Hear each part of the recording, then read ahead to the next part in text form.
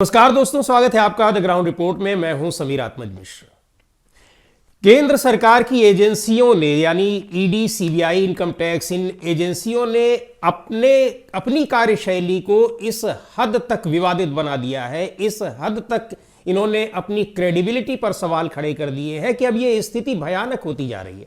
ये पूरी लोकतांत्रिक व्यवस्था को ही कमजोर करती दिखाई पड़ रही है, खत्म करती दिखाई पड़ रही है और गंभीर लोकतांत्रिक संकट की ओर इशारा कर रही है।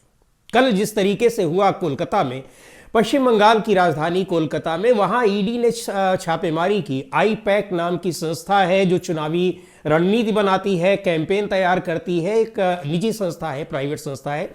और ये एक समय में जो चुनावी रणनीतिकार है प्रशांत किशोर, वो भी इससे जुड़े हुए थे। इनफैक्ट उन्हीं की ये संस्था थी।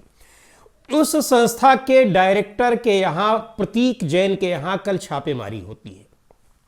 अचानक ईडी छापेमारी करती है। उनका आरोप है कि ये हवाला के जरिए इनके अकाउंट्स में पैसों का लेन देन हुआ है और आरोप रहे उनके, और उस पर उन्होंने छापेमारी की है। ठीक है, आप छापेमारी करिए, लेकिन अचानक आईपैक के दफ्तर पर और वहां जो कंपनी वहां पर तृणमूल कांग्रेस की रणनीति तैयार कर रही हो, आपको बता दें कि पिछले चुनाव में यानी 2021 के विधानसभा चुनाव में भी आईपैक ने ही यानी प्रशांत किशोर की ही टीम ने ममता बनर्जी की चुनावी रणनीति तैयार की थी।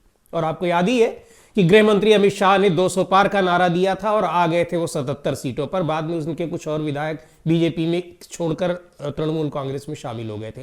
तो इस तरह की रणनीति बनाई।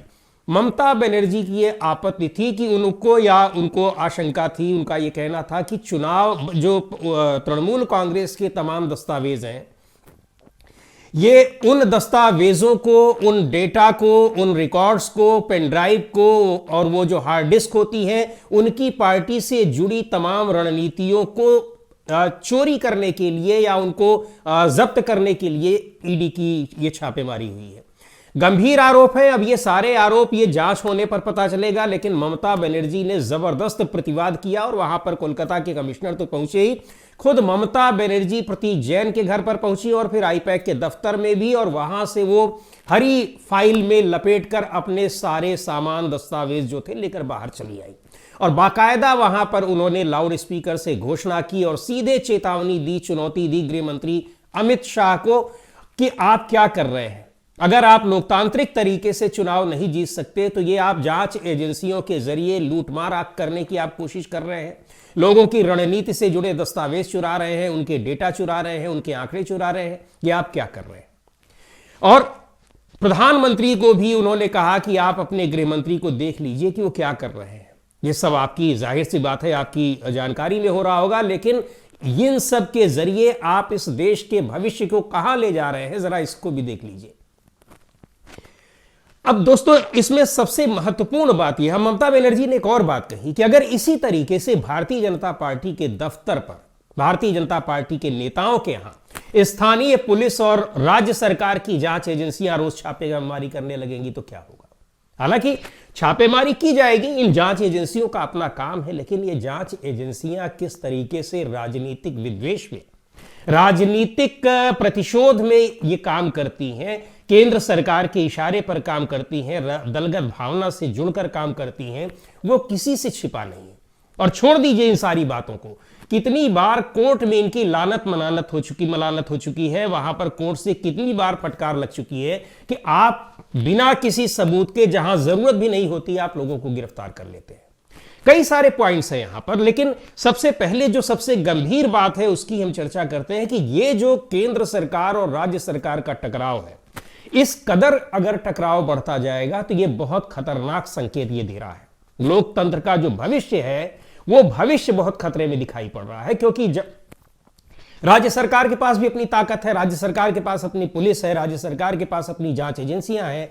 और इस तरीके से अगर किसी एक सत्तारूढ़ पार्टी जहां विपक्ष में है, वहां उन राज्यों की सत्तारूढ़ पार्टियों के यहां इस तरीके से अगर कार्रवाइयां करेंगी ये जांच एजेंसियां केंद्र सरकार के इशारे पर, चूंकि वो केंद्र सरकार के अधीन होती हैं, यद्यपि इनको ऑटोनॉमी है लेकिन अधीन तो केंद्र सरकार के अधीन होती ही है, उन्हीं के निर्देशों पर ये काम करेंगी, तब फिर ये टकराव बहुत जबरदस्त होगा। अब आप सोचिए कि जिस तरह से कहा ममता बनर्जी ने, अगर वहां भी छापेमारी होने लगे और हर एक नेता के खिलाफ 4 केस लाद कर वहां की पुलिस रोज पकड़ने लगे, गिरफ्तार करने लगे और कोर्ट में उनको घसीटने लगे, एक एक केस खत्म हो रहा है, पुलिस दूसरा केस उनके ऊपर ठोक दे, वहां पर मादक पदार्थों से संबंधित केस ठोक दे, जो पुलिस अक्सर करती है, कोई नई बात मैं नहीं बता रहा हूं, तो फिर क्या होगा? यद्यपि ऐसा हो रहा है, लेकिन अगर इन चीजों में सीधे सरकार उलझ जाएगी और अपने विरोधी दलों के खिलाफ जिस तरीके से केंद्र सरकार लगातार कर रही है, तो आप सोचिए कि यह व्यवस्था किधर जाएगी और क्या होगा। अब बात होती है, लेकिन एक बात है कि बहुत जबरदस्त चुनौती दी और ललकारा है ममता बनर्जी ने, जो उन्होंने हिम्मत दिखाई है, वो हिम्मत अभी तक कोई भी सरकार नहीं कर पाई, राज्यों की कोई भी पार्टी नहीं कर पाई। जिन राज्यों की सरकारें हैं वहां किस तरीके से ईडी की छापेमारी होती है, परेशान किया जाता है और निकलता क्या है? कुछ नहीं। इन छापेमारी में इन जो जिस तरीके से परेशान किया जा रहा है, इन सब में निश्चित तौर पर अगर वास्तव में किसी के खिलाफ कोई दोष आप साबित कर दें, किसी के खिलाफ जिसमें आप छापेमारी कर रहे हैं, आपने केस दर्ज किया है, उसमें आप कोर्ट से जीत जाएं, तो बात समझ में आती है, आप किसी को सजा दिला पाए।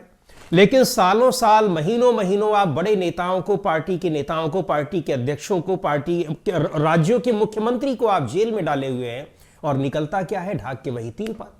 साफ उनसे साबित होता है कि आप केवल और केवल राजनीतिक प्रतिशोध में आपसे यह काम कराया जा रहा है, और आप में इतना दमखम नहीं बचा हुआ है कि आप मना कर दें कि इसमें कोई दम नहीं है, हम ये नहीं करेंगे।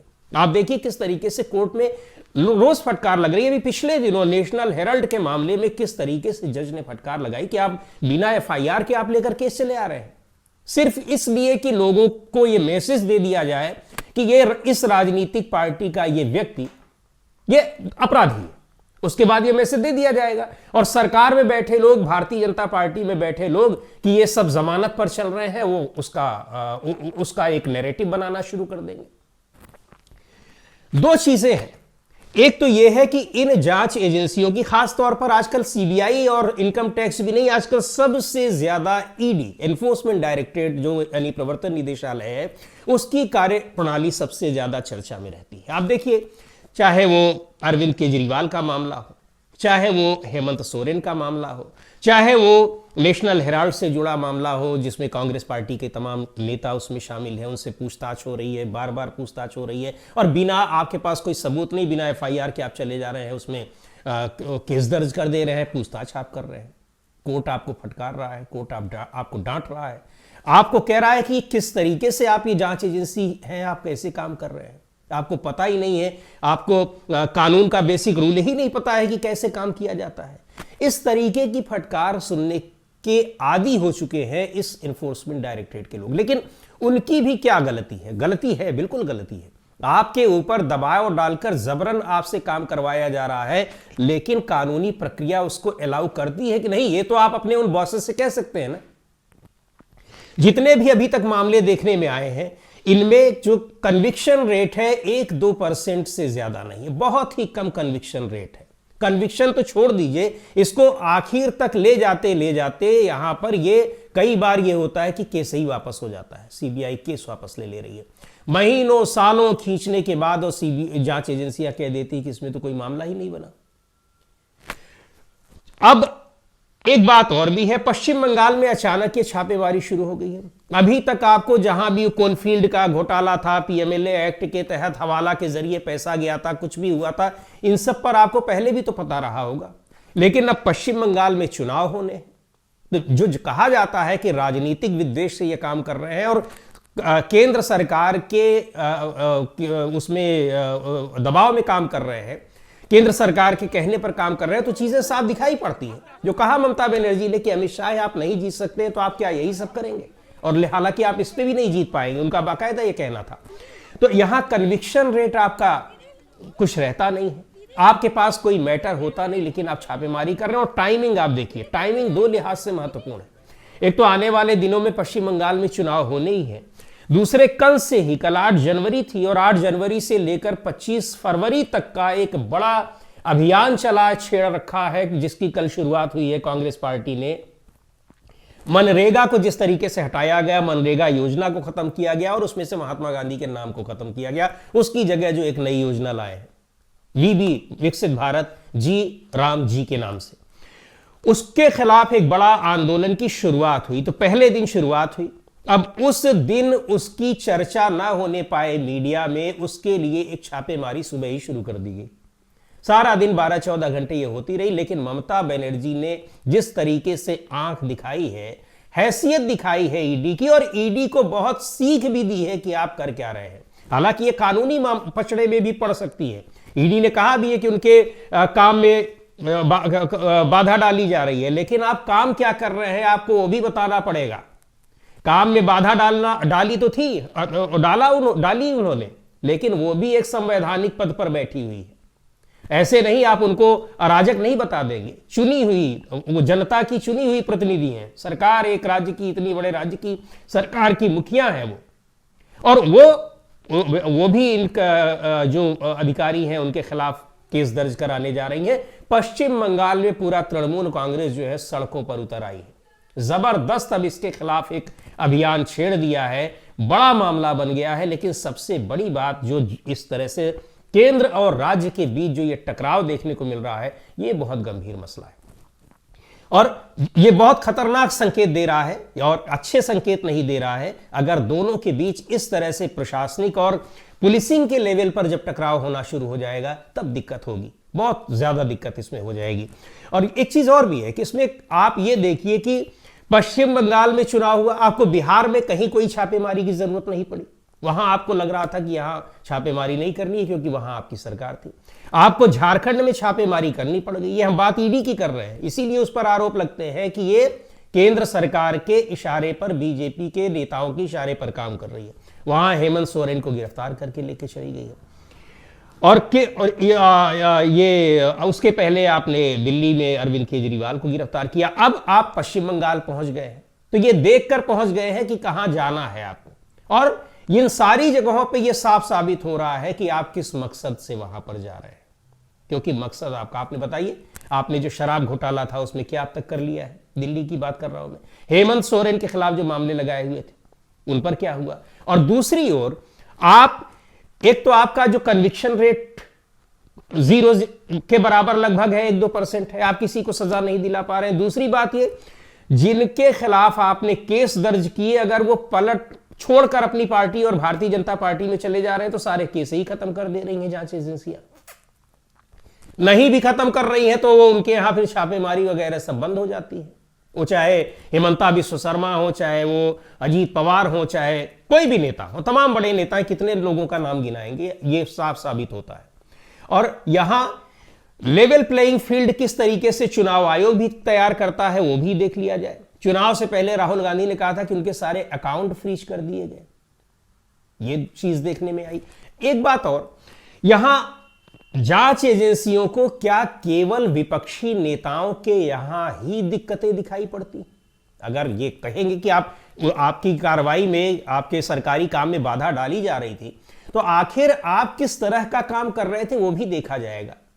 बीजेपी के नेताओं के, बीजेपी के मंत्रियों के, बीजेपी के मुख्यमंत्री के यहां आपको कोई किसी तरह के घपले की कोई दिक्कत नहीं मिलती। पेपर आउट हो रहे हैं, लीक हो रहे हैं, हजारों करोड़ रुपए का घोटाला चल रहा है, आपको नहीं समझ में आ रहा है, तो फिर क्यों नहीं कहा जाएगा? तो यह बहुत ही एक गंभीर संकेत है। लेकिन जांच एजेंसियों की जो कार्रवाइयां हैं, उनका जो रवैया है, वो सबसे ज्यादा ये एक देश के लिए दुर्भाग्यपूर्ण है, लोकतांत्रिक व्यवस्था के लिए बहुत घातक है, और संभल के रहना होगा। और इनकी कार्यप्रणाली पर तो बहुत, अभी पिछले दिनों जो अजीत पवार ने टिप्पणी की, क्या सही टिप्पणी उन्होंने की कि मेरे ऊपर भी 70,000 करोड़ के घोटाले के आरोप थे, और आप देखिए आज मैं सरकार के साथ हूं।